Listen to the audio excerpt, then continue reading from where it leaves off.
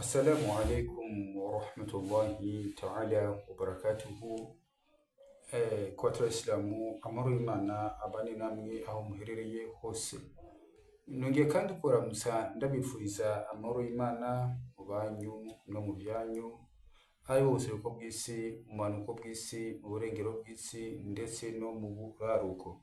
Dr. Swale Online TV ndabaramukije cyane rwose bivanye naho muherereye.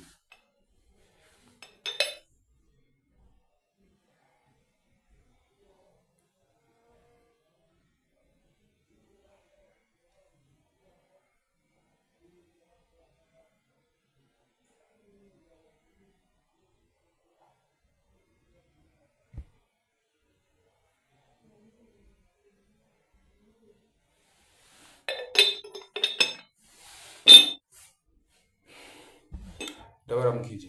Amakuru mano saha mbere byose twamaze gushimira Imana uremye ijuru n'isi, we yarushoboje kuba tukiri bazima gushaka kuno mwanya no saha hari abitavye Imana mwatwe twe nawe turi bazima, no gushimira leta ituyobore na cyane cyane Imana ivuga ati ngubahe Imana mugire ngubahe n'abami n'ababarongoye, no gushimira indongozi yacu umuvyeyi wacu nyine cyubahiro umukuru w'igihugu cyacu cy'u Burundi aragora ku ngoma imyaka yose. Imana imurinde inyanka Burundi, imurinde inyanka Burundi n'abasi b'igihugu.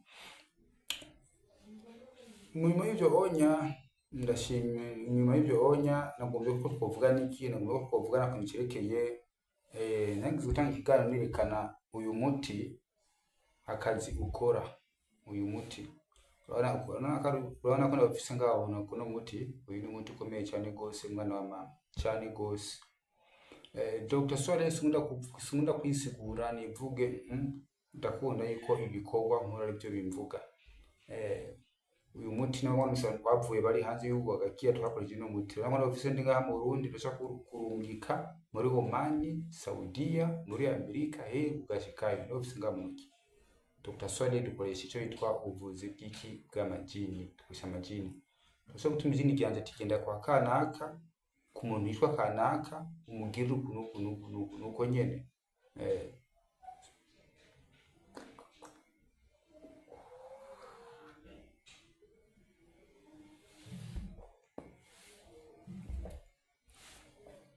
Muco make ikintu nko kuvugana ko n'igiki kuno mwene no saha tugiye tuvugane kuri bino bikurikira. Ingene bashobora gufunga umuntu baciye mu nzira bakagufunga ubuzima bwawe bwose. Imbere ko nakene kiganiro ndagomba mvunira akagoye mandi nce ko ncamake mvuge babafunga gute kwanza. Kugira ngo umuntu akuroge agufunge ubuzima bwawe bwose, keshi na keshi urugwa n'urya muntu abakuzi. Ati abakuzi gute? Nk'akaroro gatoyi, hari abantu mubona ko mwitura mu kazi ngahe wanje Dr. Swale mudufashe dufise ibibazo ibindi ikigenda gitanze mu ijoro sowe murambabarira, dufise ikibazo iki umpaye izina ryawe n'izina rya mama wawe ndagufise ngaha mu ntuguko. Rero namuje kuvuga iki, abantu bazi yuko ntari akazi nabakoreye bakaca bagenda batarishe bagerageze bashobora kundondera hakiri kare barihe ayo mafaranga.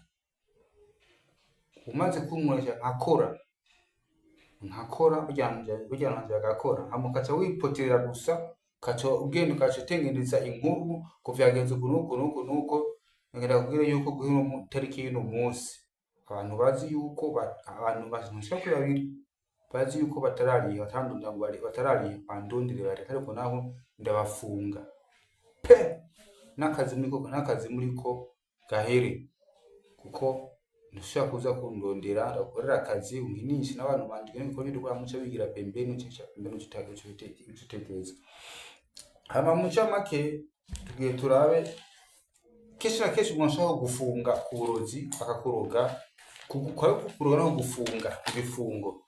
Keshi na keshi ibyo onya bikurirwa n'umuntu aba akuzi wewe uriwe dufata nk'akarorero witwa nk'akaro gatoyi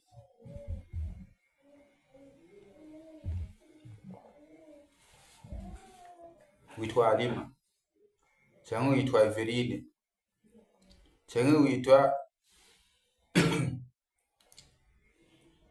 Pierre cyangwa witwa Inde, ni kuvuga iki? Ayo mazina yawe watanze kutanga izina ry'umuvyeyi wawe umwe agiye mazina amaze kuba yafise arashaka gufunga ubuzima bwawe bwose.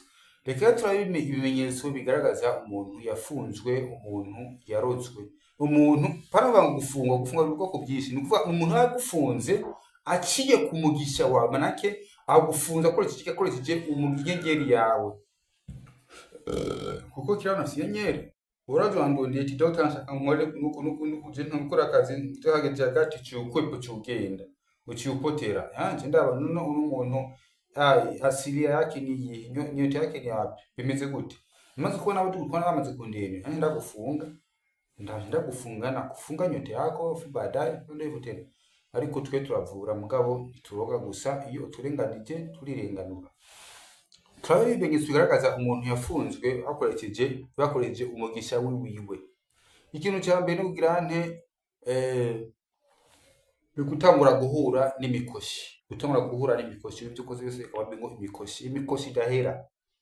Ababosi wawe gushwanira, tubanga sangura kunzwe na boss wawe, boss umwe ntagukunze, abana ba boss ni ikibazo, sanga umuntu arakora 24/24 ariko dushimirwa imikoshi gusa, imyaka gusa, uba muri mu myaka gusa n'imikoshi.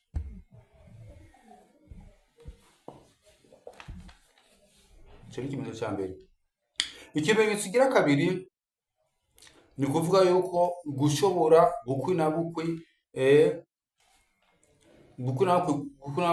ibintu ni kuvuga iki, tombora zawe canke canke ibigento wari witeze wari ufise ko intego kwiyugaya gituma ufite nkaro gatoyi cyo gusanga uravuze ati jenge ndondere dunki mutaye mu Burundi cyamwe ngora kanuka nguri gitungwa kanaka ndagitunge mu mezi angaca myaka kizobe cyamaze girane kizobe cyamaze kunyugukira. Umara gukibura cya gitungwa kigaca kibora kigapfa kiboze canke kikibwa ibintu byonye. Ikimenyetso kigira gatatu ni kuvuga iki, bajya abantu bose bakwizeye kuri umwizigirwa uri umuntu umeze neza bose gusigara bakwanka, baragukunda bose bakakwanka. Ikimenyetso kigira kane gukunda gutakaza amafaranga mu buryo budasiguritse.